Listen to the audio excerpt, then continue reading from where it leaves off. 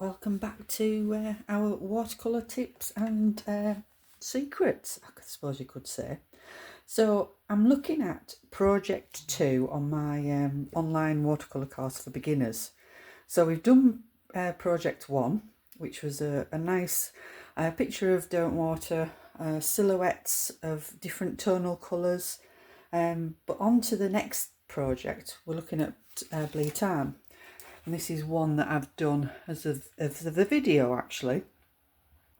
And you can see we're still using tonal colours, but we're introducing a little bit of tree work and some reflections. So there's a few things that you need to sort of just think about before you race off and start painting when you do the scene.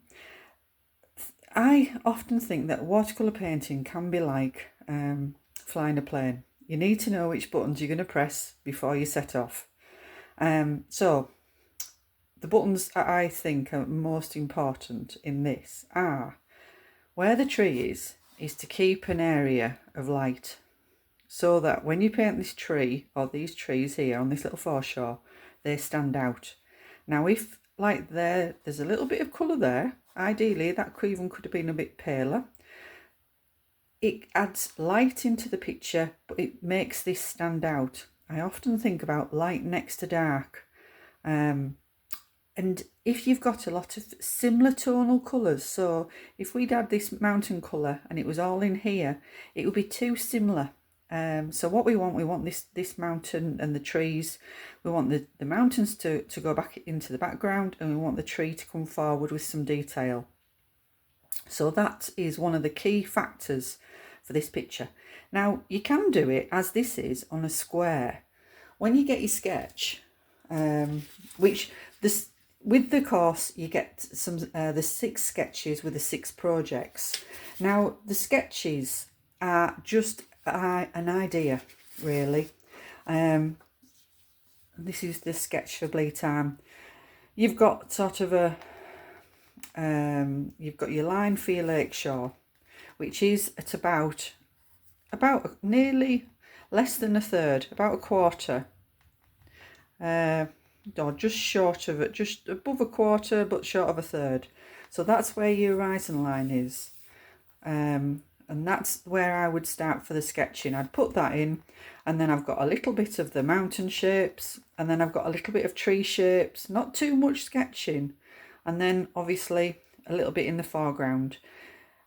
Why I don't sketch too much is that if I make a mistake, or if I find that I want to change it and let the watercolour dictate instead of the sketch, then that allows for that. I'm not sort of, I don't have to do exactly where it is. So another little tip, this is a really easy, simple tip, and it is with my 2B pencil. It's lovely and sharp. I've got a sharp pencil. When you're painting or sketching and you've got a blunt pencil, it's much nicer to start with a nice sharp pencil. So sharpen your pencil. So I'm just going to put in somewhere about here. I've just got a little bit of rough paper that I'm working on, and that is going to be my horizon line. And then I'm going to have some mountains. I've got a little mountain in the background, and then I've got another one just coming over here, around, and maybe another little bit. And this is just roughly just showing you where we're going. And like I did the other day, I'm just going to rub out this little line here, so that when I come to putting my paint on, I might only come to about there, and then I'm going to soften this little bit. Right, so that's that. The tree is going to go, so it comes down a little bit lower, and because it comes down lower here, it means that is pushed back into the background. Little tips like this, instead of it all being on the same level. And then that's just going to come round, can even come out a little bit further if it wants. And then I've got a little bit of tree here.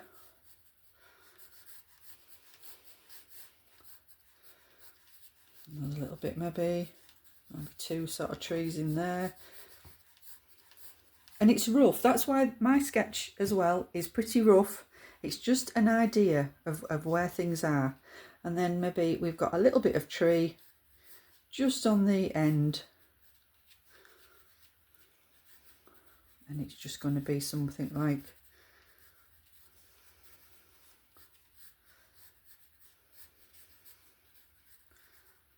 maybe that. So that is the tree onto there. So nice and simple. And then you've got a little bit in the foreground. So it's just to give an idea of where maybe some rocks or some grasses might be. And that is all that we're going to do. So I'm going to put a wash on, because and that's sort of explained in the video with the project. And then I'm going to let that dry, and I'm going to come back and I'm going to show you a little bit with the trees. Right, so I've put a little wash on, as you can see, and the sun's come out as well, which is beautiful. And I've done a little bit of mountain there. I'm going to just put this next mountain in. So I thought I'd just show you very quickly how I'd go about doing that. So as I said before, I want the area around the trees, and I've put some tape on here so that I keep a nice clean edge for my lake shore. So I'm just dampening with clean water around there, maybe around there, and then I'm going to just mix up some, it's actually some burnt sienna, and I'm just going to put a tiny bit of ultramarine into it, just to take off the brightness. Load that onto my brush, and then just paint in this little mountain. Just bringing that maybe down.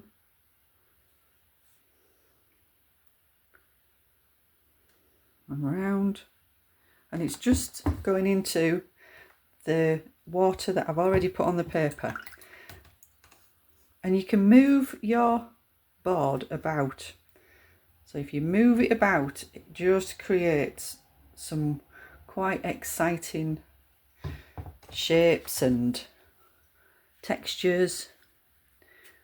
And it stops sometimes a line appearing, you know, just really move. It's like painting with a lovely puddle of colour.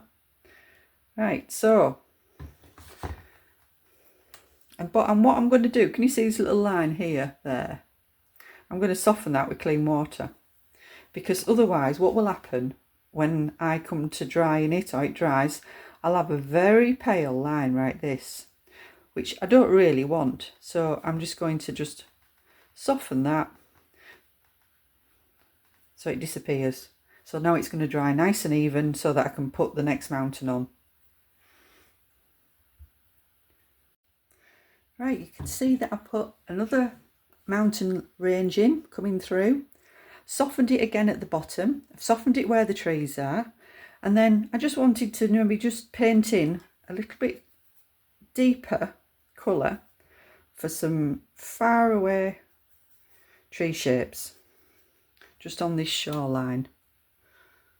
So I'm just painting this, and it's still damp. Doesn't want much, just a little bit of something. Don't want to get too close to here. Touch stronger colour, so you can see how strong that colour is that I'm using there. But because it's going into dampened paper, it will lighten. So just painting these as though they're just distant little trees in the background. It's just a bit of an idea of something coming along. And all this is explained in the project, the Blea Tarn project, which is project number 2 on the beginner's course. And I think that you would enjoy it. With the course, you get a sketch, and you get a little colour tag as well, which can help with mixing your colours and thinking what sort of shades they want to be. And also with the course, you get the feedback. And the feedback, I think, is really important, because it's nice just to have somebody else's opinion or somebody's eye on seeing how your painting has gone along.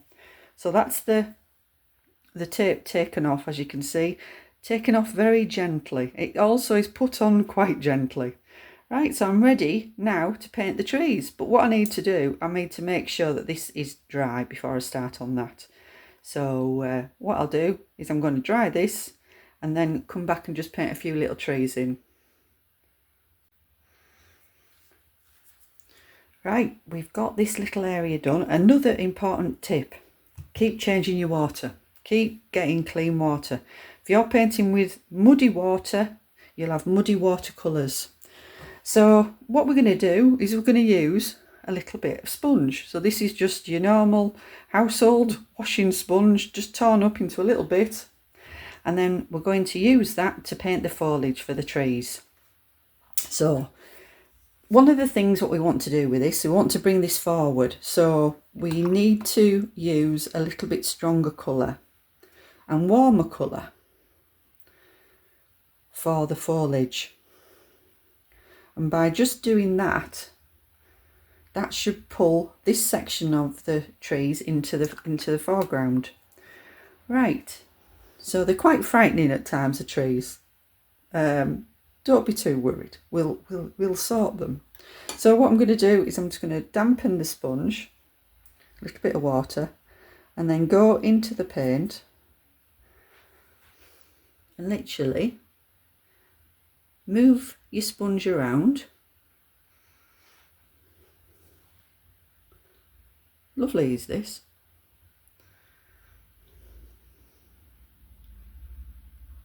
You know, it just move it so it's not all the same. But because it's torn into tiny little pieces, you can get some quite nice little shapes. Right, so I'm just going to add a bit more strength to this. So I've just used a yellow and a little bit of burnt sienna into that. Again, just picking that up, just dropping little tiny bits, not too much, because we want to leave some foliage, we want to leave gaps in the foliage which are just as important as actually painting the positive of the tree. Right, and now I'm going to use a rigger brush, which is a lovely brush with a long sort of end to it, a brush shape here. I'm just painting a few, and it's going into the damp paint, which is quite nice. And this is why I don't sketch too much, because you find that instead of having to follow your lines, you can actually think, oh, that actually looks a little bit tree-like there.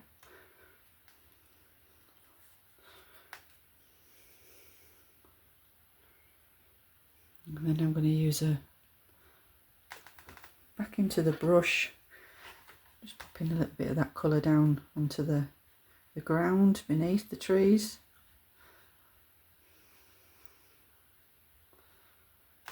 And then a little bit of this dark again.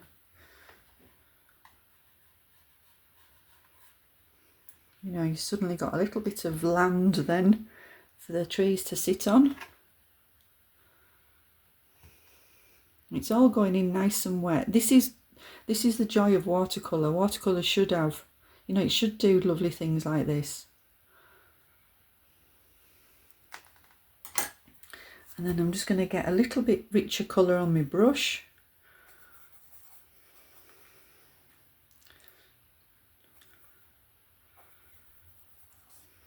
And I'm going to use the side of the brush just to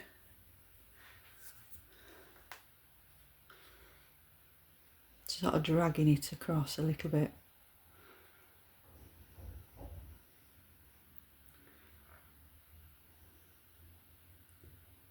And there you see, you've got a tree emerging. Now, unfortunately, the thing is, we will start to fiddle. And sometimes it's best just left as it is. I'm just popping that little bit on there. So if you would like to have a go at this project, the full project, I'll put a little link to the website below, and I look forward to hearing from you, and I hope that you've enjoyed this little demonstration of painting a few little trees. You've got these distant trees in the background, the little bit of mountains of this lovely little scene in the Lake District. And I'll come back next time and I'll show you the reflections. Okay, happy painting.